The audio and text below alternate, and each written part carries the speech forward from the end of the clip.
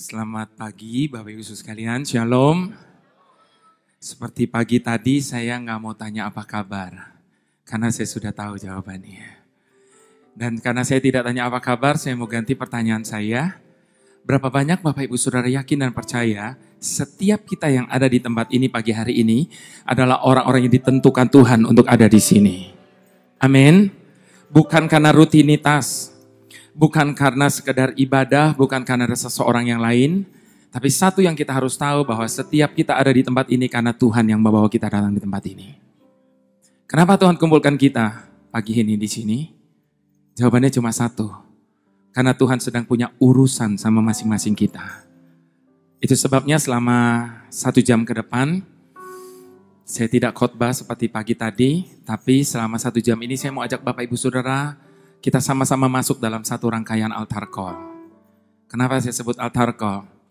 Karena bagi banyak orang berpandangan yang namanya altar call itu selesai khotbah ditantang maju ke depan, ditumpangi tangan, rebah di depan. Itu altar call. Saya percaya itu salah satu bentuk altar call. Tapi siang hari ini saya juga percaya bahwa altar call yang sesungguhnya adalah ketika kita datang di hadapan Tuhan secara pribadi, pada saat kita menyatakan isi hati kita, pada saat kita menyatakan kepercayaan kita, pada saat kita menyerahkan semuanya kepada Tuhan dan mengambil komitmen yang baru di hadapan Tuhan, itu altar call yang sesungguhnya. Jadi siang ini saya tidak mengajak Bapak Ibu Saudara untuk sekedar nyanyi bersama dengan saya. Jadi kita tidak sekedar sedang nyanyi bersama di tempat ini, harap camkan baik. Tapi lewat setiap kata yang kita ucapkan di hadapan Tuhan, baik lewat doa, pernyataan, pujian, penyembahan, dan kita punya komitmen di hadapan Tuhan, biarlah itu menjadi ungkapan isi hati kita di hadapan Tuhan. Suatu kali Bapak Ibu Saudara, saya ada nonton sebuah DVD, judulnya The Bible. Pada saat saya nonton DVD ini ada berbagai macam perasaan berkecamuk di hati saya saat itu. Yang pertama, saya tidak bisa tahan air mata saya. Kenapa saya nangis pada waktu saya nonton film ini? Sebab ada waktu saya menyaksikan adegan di mana bangsa Israel dikejar oleh tentara Firaun. Di hadapan mereka tidak ada jalan sama sekali. Yang ada cuma laut Teberau yang begitu lebar dan dalam. Namun dahsyatnya Allah kita Bapak Ibu Saudara, sekalipun tidak ada jalan, Dia tetap sanggup untuk membuka jalan bagi setiap umatnya. Laut Teberau yang begitu lebar dan dalam dibelah menjadi dua. Pada saat saya menyaksikan adegan di mana bangsa Israel berjalan di tengah-tengah lautan dengan dinding kiri dan kanannya lautan, saya nangis senangis-nangisnya. Saya angkat dua tangan saya di hadapan Dia, saya memuja Dia, saya menyembah Dia. Dan saat itu saya berpikir begini, ini kan saya baru nonton filmnya. Saya tidak tahu bagaimana cara saya mengungkapkan kebanggaan saya punya Allah yang dahsyat seperti Dia, kalau waktu itu saya ada di tempat kejadian. Dan saya alami sendiri kejadian yang maha dahsyat itu. Dan itu juga yang dilakukan oleh bangsa Israel. Mereka menyanyikan nyanyian syukur dan kemenangan mereka di hadapan Allah. Namun pada saat saya nangis, tiba-tiba tangisan saya berubah menjadi kemarahan. Kenapa kemudian saya jadi marah? Sebab tidak butuh waktu yang lama. Setelah bangsa Israel mengalami sendiri kejadian yang maha dahsyat itu, setelah mereka menyanyikan nyanyian syukur dan kemenangan mereka di hadapan Allah, cuma butuh 3 hari. Mereka ubah nyanyian syukur dan kemenangan mereka dengan sungut-sungut di hadapan Allah. Ketika kemudian mereka tiba di Mara, dan mereka mendapatkan air pahit di situ. Pada waktu saya menyaksikan adegan itu, saya marah betul dengan bangsa ini. Saya bilang ini bangsa memang keterlaluan. Ini bangsa memang gak tahu diri, baru mengalami mujizat yang maha dahsyat. 3 hari sudah ngesungut-sungut lagi di hadapan Allah. Namun pada saat saya marah, tiba-tiba saya jadi malu sendiri. Ketika saya sadar, bukankah saya juga masih sering melakukan hal yang sama seperti itu? Berapa banyak ketika kita diberkati Tuhan, ketika kita ditolong oleh Tuhan, lalu dengan mudah mulut kita bilang apa? Tuhan itu baik, Tuhan itu dahsyat, Tuhan itu ajaib, dan seterusnya. Namun manakala kita mengalami banyak hal yang kita tidak mengerti kenapa semuanya mesti terjadi dan kita alami, kita mulai mempertanyakan kasih Tuhan dalam hidup kita. Bahkan tidak sedikit dalam kondisi yang seperti itu, kita mulai meragukan kasih dan kuasa-Nya. Pagi hari ini saya tidak tahu apa yang menjadi pergumulan dalam hidup Bapak Ibu Saudara sekalian. Tetapi berita baiknya, Tuhan tahu semuanya itu. Itu sebabnya di hadapan Allah yang sedang kita sembah pagi hari ini, saya mau ajak kita buang semua keraguan-raguan kita akan kasih dan kuasanya. Sebab Allah yang kita sembah itu adalah Allah yang tidak pernah berubah. Kasih dan kuasanya tidak pernah berubah. Dahulu, sekarang, bahkan sampai selama-lamanya. Di hadapan Allah yang tidak pernah berubah ini, saya mau ajak kita untuk sama-sama berkata, takkan ragu ku berjalan di dalam lembah yang kelam, ku tak takut, sebab Engkau besertaku.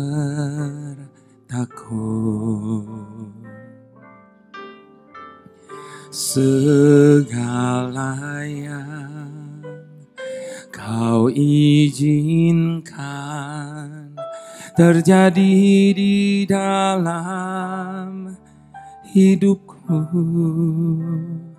ku percaya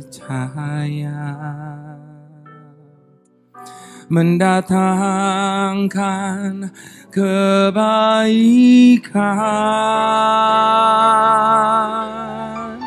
Bapa, ku percaya rancangan-Mu indah. Bapa, ku percaya Kau turut bekerja dalam segala hal, mendatangkan kebaikan bagiku. Bapa, ku percaya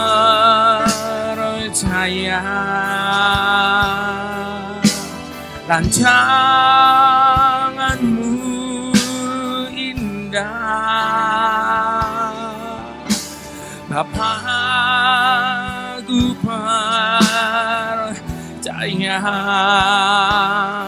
Kau turut bekerja dalam segala hal, mendatangkan kebaikan. Sekali lagi katakan, Bapa, ku percaya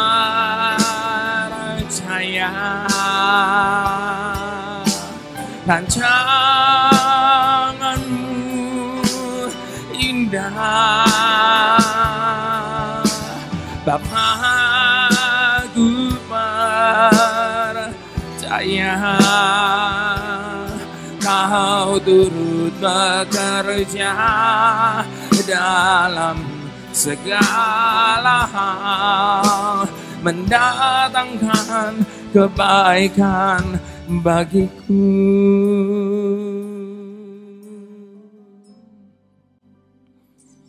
Di hadapan-Mu pagi ini Bapa, kami mau cabut kembali semua perkataan yang tidak benar tentang Engkau, yang pernah keluar dari mulut kami di hadapan-Mu pada saat kami sedang menghadapi banyak hal yang kami tidak mengerti. Mengapa semuanya mesti terjadi? Mengapa semuanya mesti kami alami dalam hidup ini? Maafkan kami Bapa. Kami mau cabut kembali semua perkataan yang tidak benar itu. Dan sebaliknya di hadapan-Mu pagi ini, kami mau ganti dengan pernyataan setuju dengan Engkau. Apapun yang Engkau buat, apapun yang Engkau izinkan terjadi atas hidup kami hari ini, sekalipun kami belum bisa mengerti, kami tetap mau setuju. Sebab kami kenal siapa Allah yang kami sembah. Bahwa Engkau adalah Allah kami yang benar. Sehingga tidak pernah sekalipun Engkau melakukan kesalahan. Tidak pernah sekalipun Engkau melakukan kecurangan atas hidup kami ini. Itu sebabnya inilah sekali lagi pengakuan kami di hadapan-Mu. Takkan ragu ku berjalan di dalam lembah yang gelap, ku tak takut, sebab Engkau besertaku. Terima kasih Bapa. Segala yang Kau izinkan terjadi di dalam hidupku, ku percaya mendatangkan kebaikan. Bapa, ku percaya rancangan-Mu indah. Bapa, ku percaya Kau turut bekerja dalam segala hal, mendatangkan kebaikan. Bapakku percaya.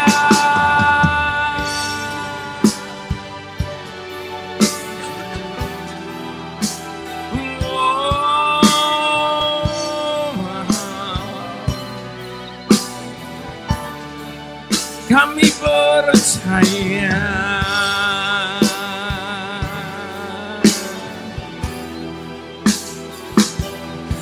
Kau turut bekerja dalam segala hal, mendatangkan kebaikan bagiku. Mari dengan bangkit berdiri bersama-sama di hadapan Allah kita katakan, Bapa, ku percaya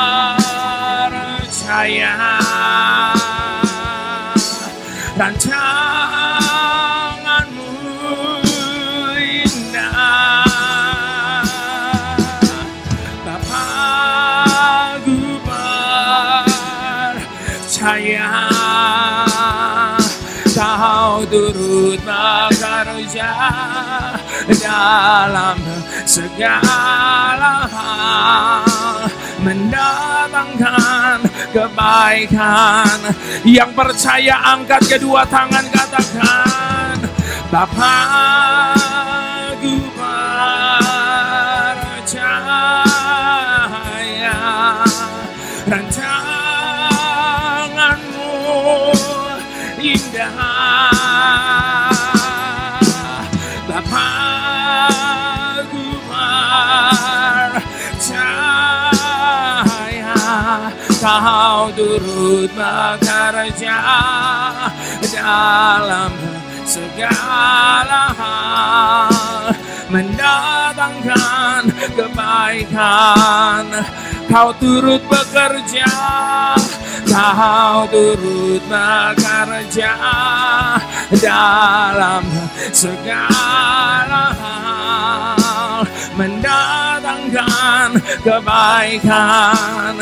Dengan iman katakan, Kau turut bekerja dalam segala hal, mendatangkan kebaikan bagiku.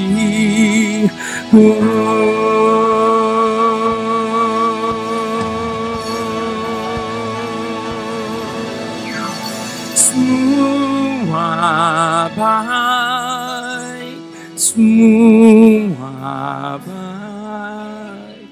Siapa yang telah Kau perbuat di dalam hidupku, semua baik, sungguh teramat baik. Kau jadikan hidupku berarti. Yang setuju mari angkat sekali lagi kedua tangan, katakan dengan iman. Semua baik, semua baik, segala yang telah kau perbuat. Ini tangan-tangan kami yang terangkat di hadapan-Mu. Tanda kami setuju dengan Engkau Tuhan. Kau jadikan hidupku berarti. Mari angkat lebih tinggi kedua tangan, katakan. Semua baik, semua baik, segala yang telah kau perbuat di dalam hidupku. Semua baik, sungguh teramat baik. Kau jadikan hidupku berarti. Kau jadikan hidupku berarti. Dengan syukur katakan, kau jadikan hidupku berarti.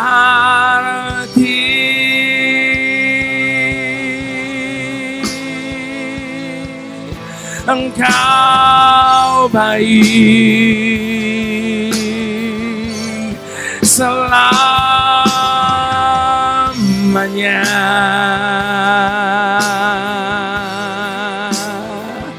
Tak pernah berubah kasih setiamu Bapa. Selamanya. Mari sekali lagi dengan segala hormat kita angkat kedua tangan di hadapan Bapa. Jangan tahan sampai kita bisa berikan buat Dia pagi hari ini. Sebab Dia tidak pernah menahan segala kebaikannya dalam hidup kita.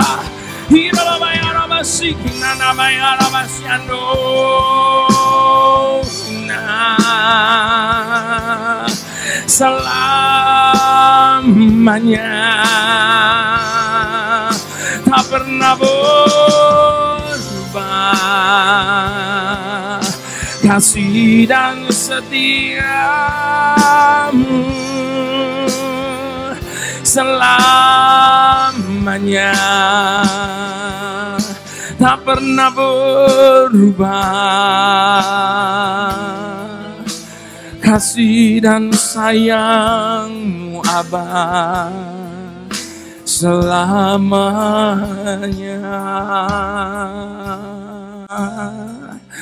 Di hadapan-Mu pagi ini, bukan hanya untuk perkara yang sudah dapat kami mengerti, yang terjadi atas hidup kami katakan yang Kau buat itu baik. Namun untuk segala perkara, bahkan yang belum dapat kami mengerti sekalipun, yang tengah terjadi dan kami alami dalam hidup kami, tetap di hadapan-Mu kami katakan, segala yang Kau buat itu tetap sangat amat baik bagi kami Bapa. Sebab kami ini sadar, manusia tidak berkuasa untuk menetapkan jalannya. Dan orang yang berjalan tidak berkuasa untuk menetapkan langkahnya. Itu sebabnya inilah pengakuan kami di hadapan-Mu. Jalan-Mu tak terselami oleh setiap hati kami. Namun satu hal ku percaya, cahaya. Ada rencana yang indah, oh, tiada terduga kasih-Mu. Heran dan besar bagiku arti kehadiran-Mu selalu nyata di dalam hidupku. Penyertaan-Mu sempurna, rancangan-Mu penuh damai, aman dan sejahtera. Walau di tengah badai, ingin ku selalu bersama, rasakan keindahan arti kehadiran-Mu Tuhan. Penyertaan-Mu sempurna, rancangan-Mu penuh damai, aman dan sejahtera.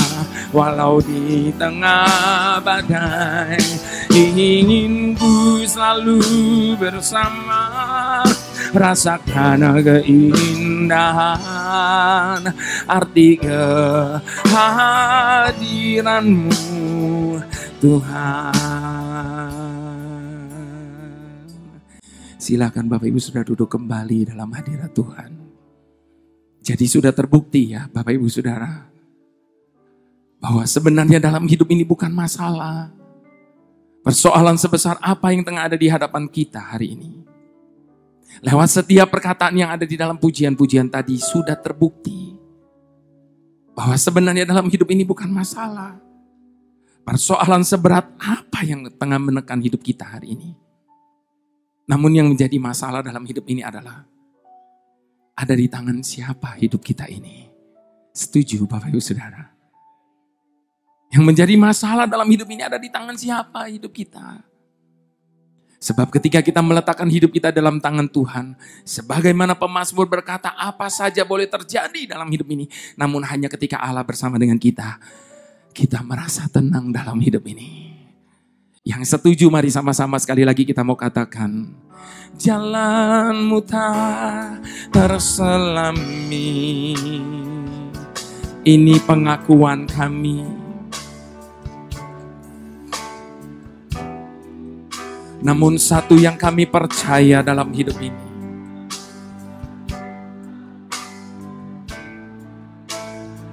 di balik segala yang terjadi ada rencana-Mu yang indah.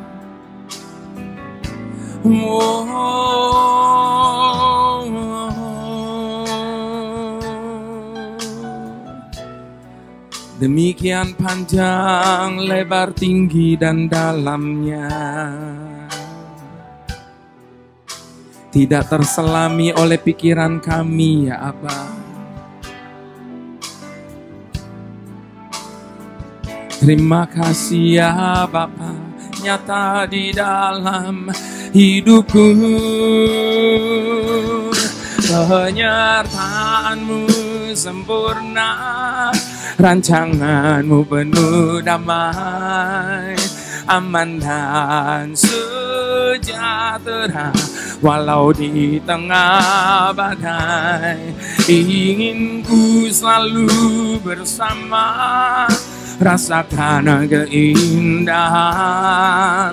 arti kehadiran-Mu, penyertaan-Mu, rancangan-Mu penuh damai, aman dan sejahtera. Walau di tengah badai, ingin ku selalu bersama, rasakan keindahan arti kehadiran-Mu. Yang setuju mari angkat kedua tangan, katakan di hadapan Allah kita. Penyertaan-Mu sempurna, rancangan-Mu penuh damai, aman dan sejahtera. Walau di tengah badai, ingin ku selalu bersama, rasakan keindahan arti kehadiran-Mu, penyertaan-Mu sempurna, rancangan-Mu penuh damai, aman dan sejahtera. Walau di tengah badai, ingin ku selalu bersama, rasakan keindahan arti kehadiran-Mu, Tuhan. Arti kehadiran-Mu, Tuhan. Arti kehadiran-Mu, Tuhan.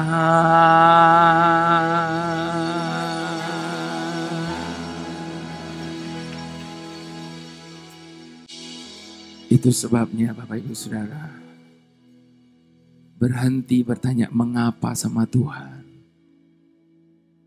Berhenti bertanya kenapa sama Tuhan. Sebab kalaupun Dia mau menjelaskan, pikiran kita tidak akan pernah sanggup menyelaminya. Sebab firman Tuhan sudah ingatkan kepada setiap kita.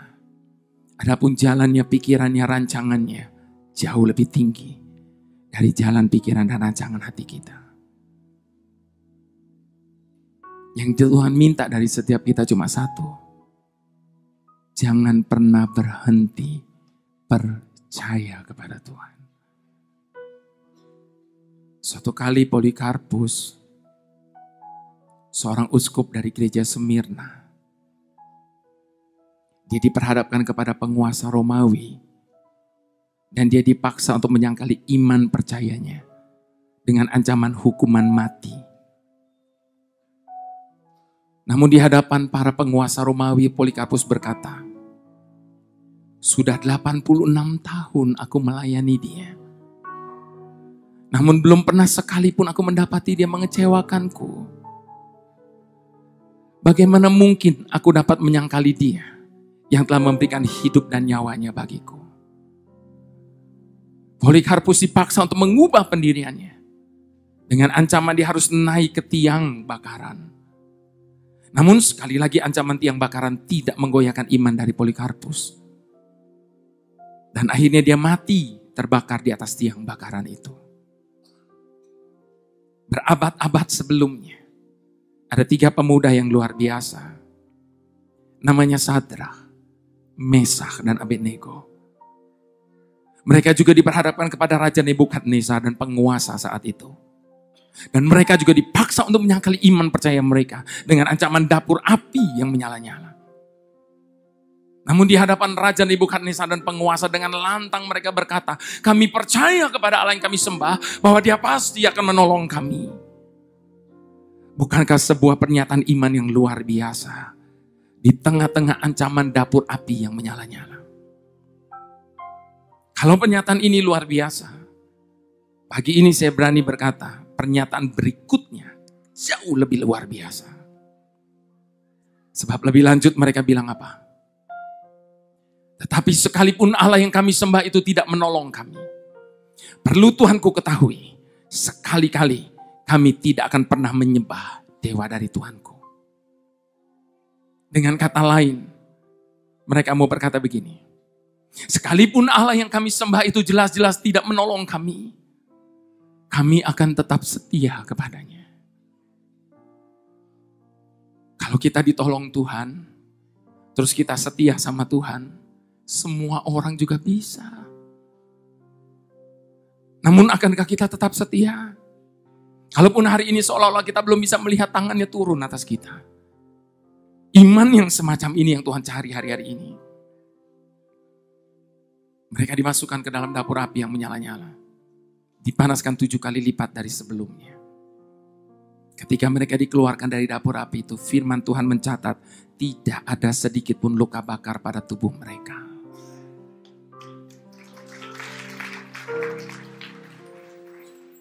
Satu kejadian yang sama bukan? Tetapi 2 hasil yang berbeda. Polikarpus mati terbakar di atas tiang bakaran. Sementara Sadrak, Mesak, Abednego tidak ada sedikit pun luka bakar pada tubuh mereka. Padahal Allahnya sama. Tangan yang sama. 2 kejadian ini siang hari ini mengajar kepada semua kita yang ada di tempat ini. Bahwa beriman kepada Tuhan bukanlah sekedar beriman terhadap apa yang Tuhan bisa lakukan dalam hidup kita. Tetapi beriman kepada Tuhan adalah selamanya tetap percaya Dia Allah, selama-lamanya Allah. Apakah Dia akan meluputkan kita atau tidak? Apakah Dia akan membebaskan kita atau tidak? Keputusan akhirnya tetap ada di tangan Tuhan.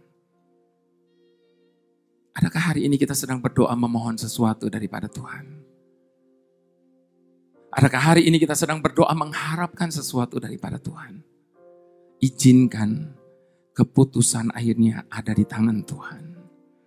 Sebab apapun yang Dia putuskan dalam hidup kita, percayalah, ujung-ujungnya pasti akan mendatangkan kebaikan bagi setiap kita yang mengasihi Tuhan.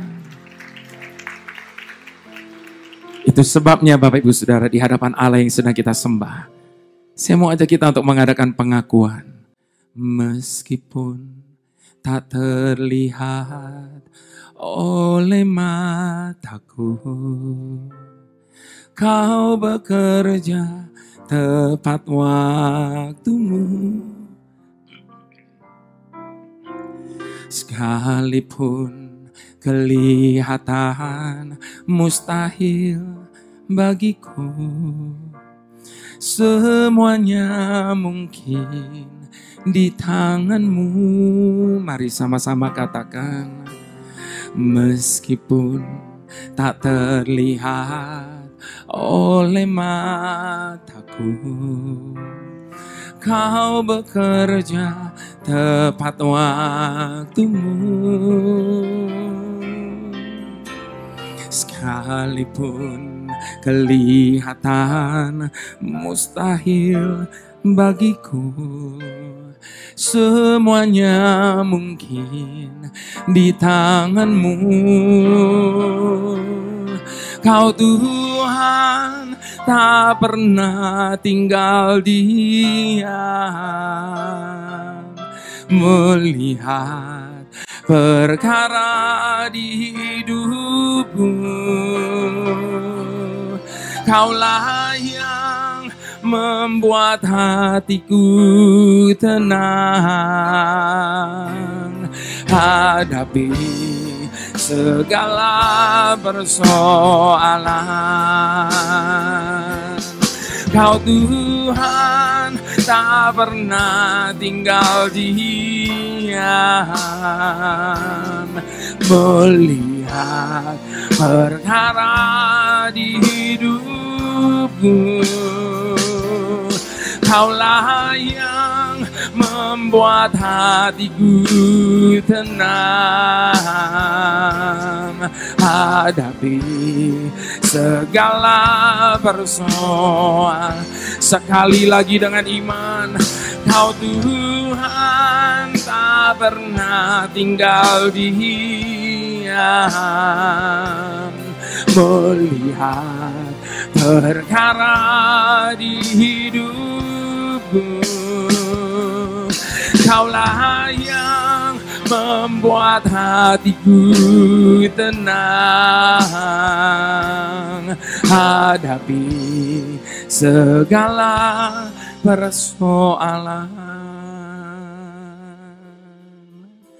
Itu sebabnya Bapak Ibu Saudara, berjalanlah bersama dengan Allah sebagaimana Nuh berjalan bersama dengan Allah.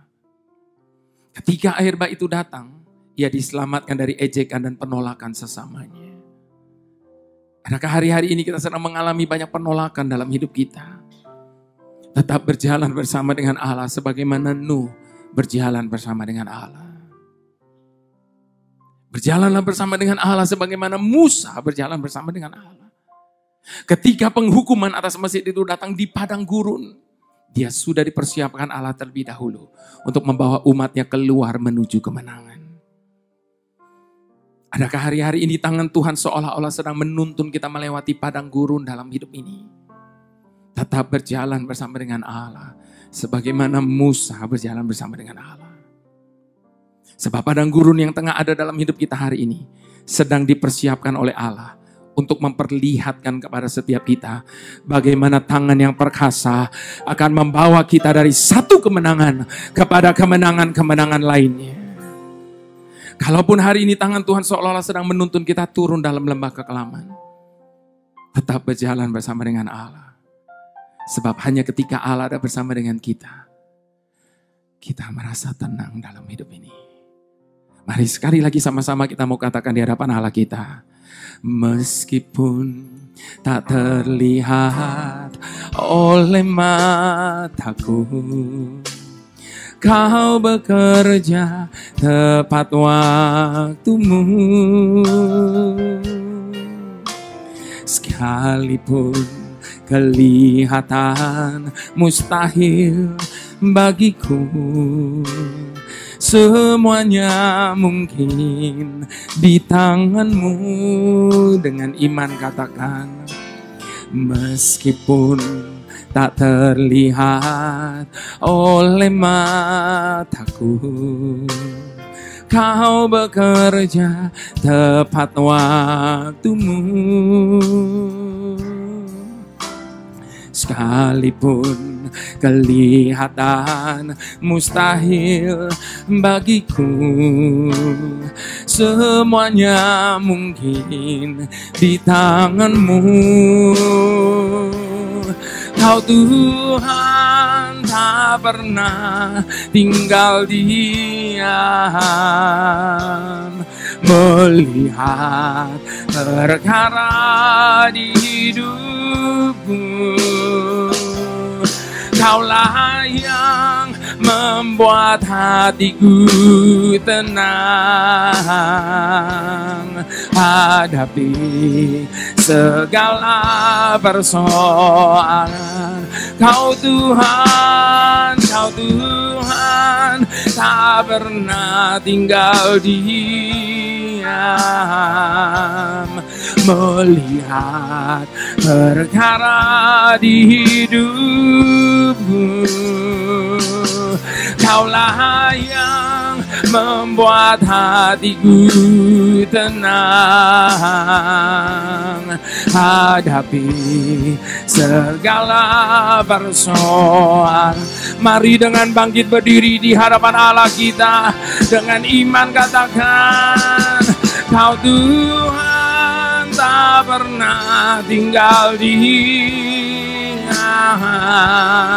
melihat perkara di hidupku. Kaulah yang membuat hatiku tenang hadapi segala persoalan. Kau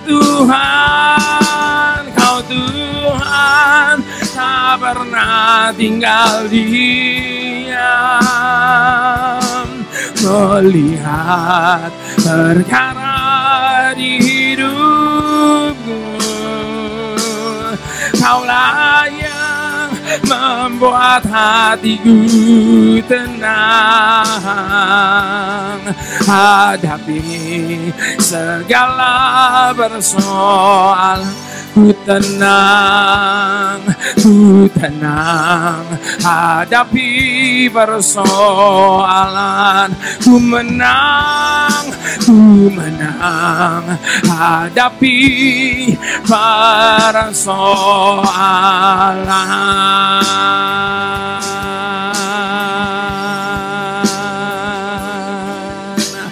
Takkan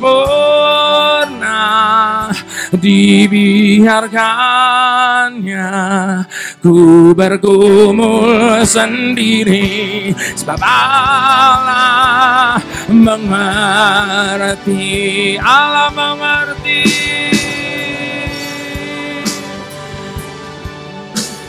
Allah peduli segala persoalan yang kita hadapi, takkan pernah dibiarkannya ku bergumul sendiri, sebab Allah mengerti. Yang setuju angkat tinggi-tinggi kedua tangan di hadapan Allah, katakan Allah mengerti, Allah peduli segala persoalan yang kita hadapi, takkan pernah dibiarkannya ku bergumul sendiri, sebab Allah mengerti, Allah mengerti, Allah mengerti, Allah peduli segala persoalan. Ini kepercayaan kami ya Bapa.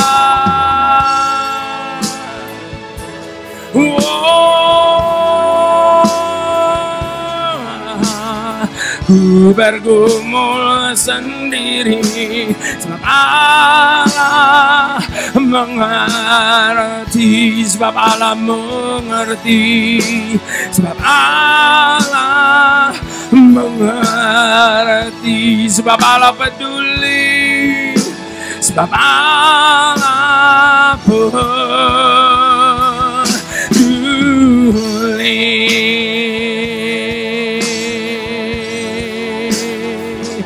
Hanya Engkau Allah yang mengerti,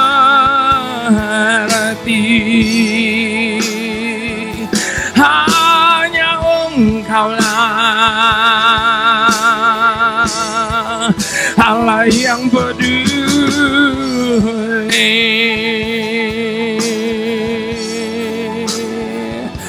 Mari sekali lagi angkat kedua tangan di hadapan Allah yang sedang kita sembah saat ini. Serahkan semua ketakutan dan kekhawatiran kita di dalam tangannya. Letakkan hak atas masa depan kita di dalam tangannya.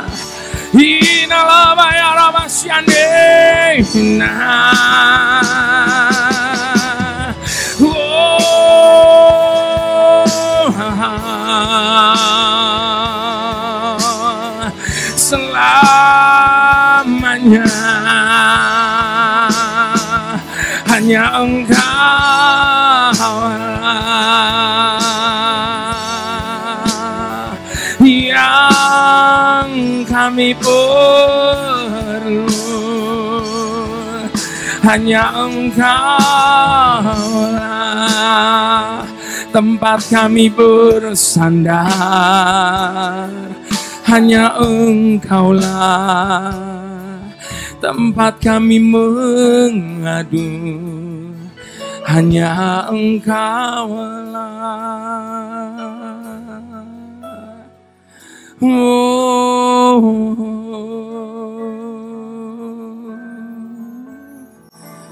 Ingatkan setiap kami siang ini Bapa, di dalam perjalanan hidup yang sedang kami jalani hari ini, tidak akan pernah ada satupun yang mengerti kami. Tidak akan pernah ada satupun yang peduli dengan kami. Sebagaimana Engkau Allah mengerti dan mempedulikan setiap kami. Dan itu sudah lebih daripada cukup bagi kami. Untuk kami menghadapi apapun dalam hidup ini. Sebab hanya bersama-Mu Tuhan, kami cakap menanggung segala perkara lewat segala yang telah terjadi dalam hidup kami. Apapun bagaimanapun, kami tetap mau menaikkan syukur kami di hadapan-Mu. Sebab sudah sangat terbukti, Engkau telah menjadi Bapa yang bisa kami percayai. Terima kasih ya Aba. Terima kasih. Silakan Bapak Ibu sudah duduk kembali dalam hadirat Tuhan.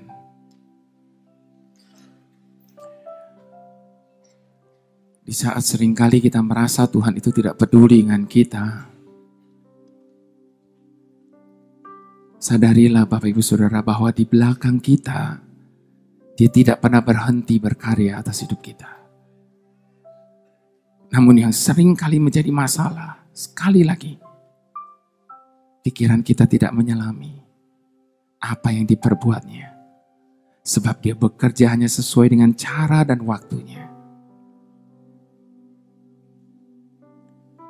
Ada dua kejadian yang sangat menggoncangkan iman, namun sekaligus menumbuhkan kedekatan hati seorang ibu yang bernama Tias Utami kepada Tuhan. Goncangan yang pertama, ketika dia mendapati anaknya autistik. Ketika Christoph lahir, dia lahir dalam keadaan yang normal. Namun menjelang usia 1 tahun, dia mulai mendapati ada hal-hal yang tidak beres dengan Christoph.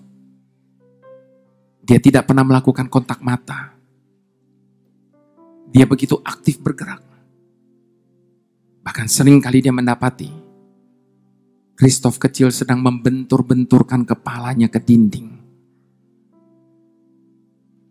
Menjelang Christoph usia 2 tahun, ia dan suaminya sepakat untuk membawa Christoph berobat ke Australia guna mendapatkan hasil diagnosa yang lebih akurat. Dan klasik autism, itulah yang mereka dapatkan.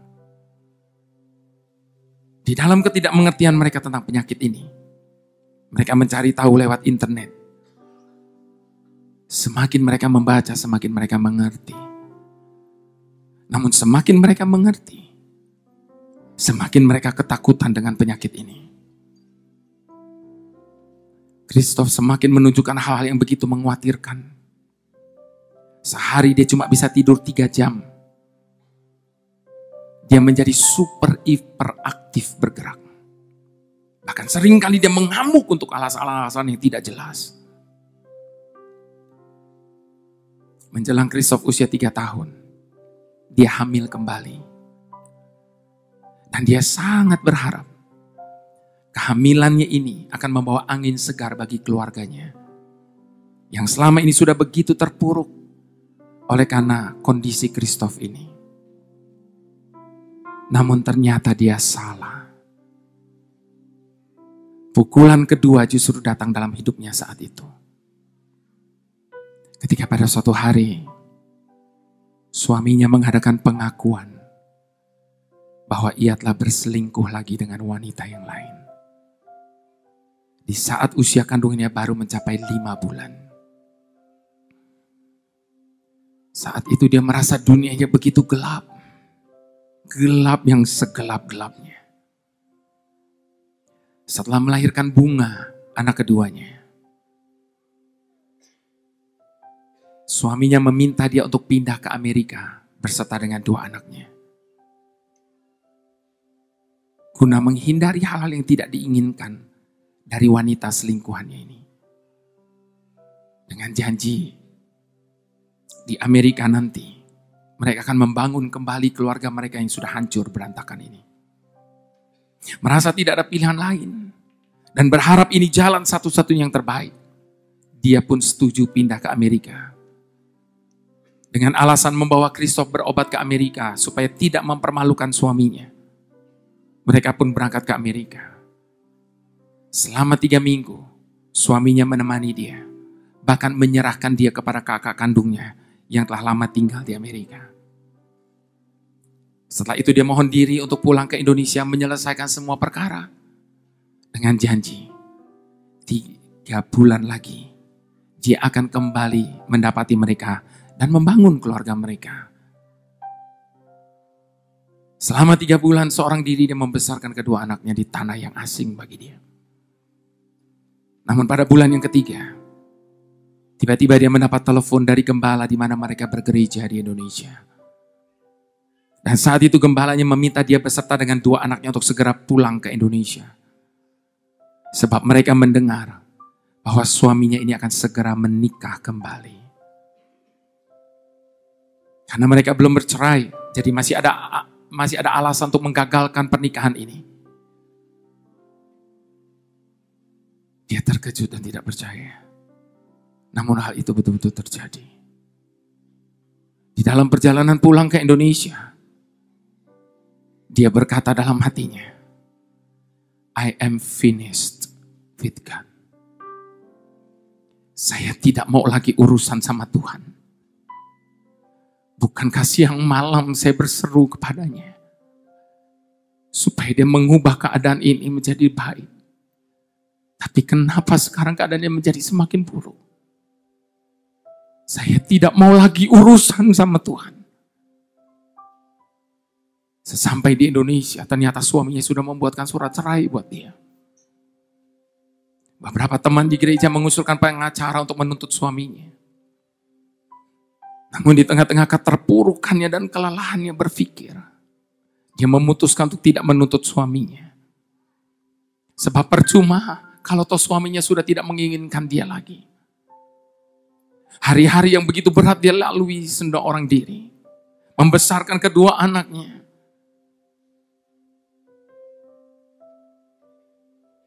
Bahkan dia seringkali tidak sadar kalau dia itu masih hidup. Setiap malam setelah menidurkan kedua anaknya, seringkali dia duduk di lantai sendirian, bersandar ke dinding, dan berbicara sendiri. Besok pasti saya sudah mati. Kalau saya tidak mati, besok pasti saya sudah gila. Namun kita bersyukur. Karena kita punya Allah yang panjang sabar. Di saat dia berkata dia tidak mau lagi urusan sama Tuhan, Tuhan malah mengurus dia dengan begitu baik. Setiap saat dia datangkan teman-teman, bahkan orang-orang yang dia tidak kenal sebelumnya. Berdoa bagi dia, menghibur dia, membawakan buku-buku rohani, CD-CD rohani. Namun cinta Tuhan itu tidak pernah mau menyerah. Tuhan tidak pernah mau menyerah menghadapi emosi yang jatuh bangun. Bahkan Tuhan tidak mau menyerah ketika dia tiba di puncak keputusasaannya. Di mana dia merasa dia sudah kehilangan segala-galanya, suaminya, rumahnya, semuanya. Kita bersyukur karena kita punya Tuhan yang cintanya begitu kuat. Di saat dia mau menjauh dari kasihnya, setiap malam pikirannya dibuat tidak tenang. Setelah menidurkan kedua anaknya, dengan berlinang air mata, dia buka website rohani. Lagu-lagu pujian yang menguatkan imannya. Ada satu keanehan terjadi. Katanya tidak mau lagi urusan sama Tuhan, tapi malah sibuk mencari tahu tentang Tuhan. Dan kita bersyukur karena kita punya Tuhan yang cintanya tidak pernah kehabisan akal. Setiap saat di hati dan pikirannya, dia munculkan kitab Yohanes 10. Berkali-kali dia berkata, akulah gembala yang baik. Akulah gembala yang baik. Tiba-tiba dia sadar dan merasa malu. Bukankah sejak remaja sampai dia dewasa dia kenal betul setiap firman-firman Tuhan. Dia kenali setiap janji-janji Tuhan. Bahkan dia ikut menerjemahkan Alkitab pada saat dia masih bergabung dengan Lembaga Alkitab Indonesia. Namun badai hidup yang menerpa dia membuat dia melupakan semua firman dan janji itu dan berkata tidak mau lagi urusan sama Tuhan. Bahkan suaminya Sejak remaja aktif di persekutuan, menjadi ketua pemuda, menjadi koordinator persekutuan di kampusnya, bahkan menjadi majelis di gerejanya. Namun apa yang terjadi? Saat ini suaminya sudah menikah lagi, bahkan meninggalkan iman percayanya kepada Tuhan dengan mengikuti iman dari wanita selingkuhannya itu. 3 tahun kejadian itu sudah berlalu. Dia berkata, setiap kali saya mengingat semua kejadian-kejadian itu, saya masih tidak bisa menahan air mata saya untuk tidak mengalir. Tapi dari hatinya yang retak itu, keluar satu ucapan syukur. Lewat semua yang terjadi dalam hidupnya, dia diperlihatkan betapa cinta Tuhan itu begitu panjang sabar. Betapa cinta Tuhan itu tidak pernah mau menyerah. Betapa cinta Tuhan itu begitu kuat dan tidak pernah kehabisan akal. Bapak Ibu Saudara, Tuhan tidak pernah menjanjikan kita tidak akan menghadapi persoalan masalah bahkan badai dalam hidup ini. Itu sebabnya firman-Nya berkata, dalam dunia engkau menderita, tapi kuatkan hatimu, sebab aku telah mengalahkan dunia ini. Daripada mengeluarkan perkataan yang salah di hadapan Tuhan, ketika badai datang dalam hidup kita, saya mau ajak kita sama-sama untuk berkata, Engkaulah perisaiku saat badai hidup menerpaku. Janjimu di dalamku, pulihkan jiwaku, ku kan berdiri di tengah badai dengan kekuatan yang kau berikan. Sampai kapanpun ku kan bertahan, karena Yesus selalu menopang hidupku. Di saat badai bergelora, ku akan terbang bersamamu. Bapa kau Raja atas semesta, ku tenang sebab kau Allahku. Di saat badai bergelora, ku akan terbang bersamamu. Bapa kau Raja atas semesta, ku tenang sebab kau Allahku. Di saat badai bergelora,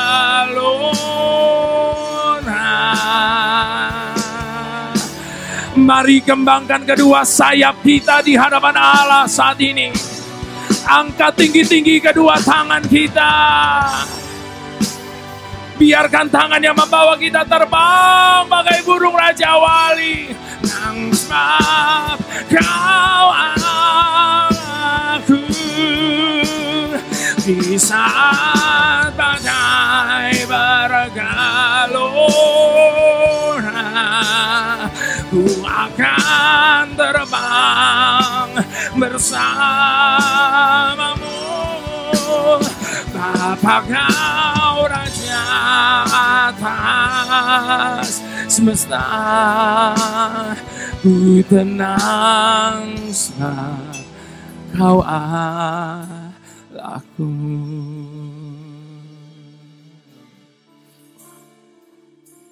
Kenapa Petrus bisa jalan di atas air?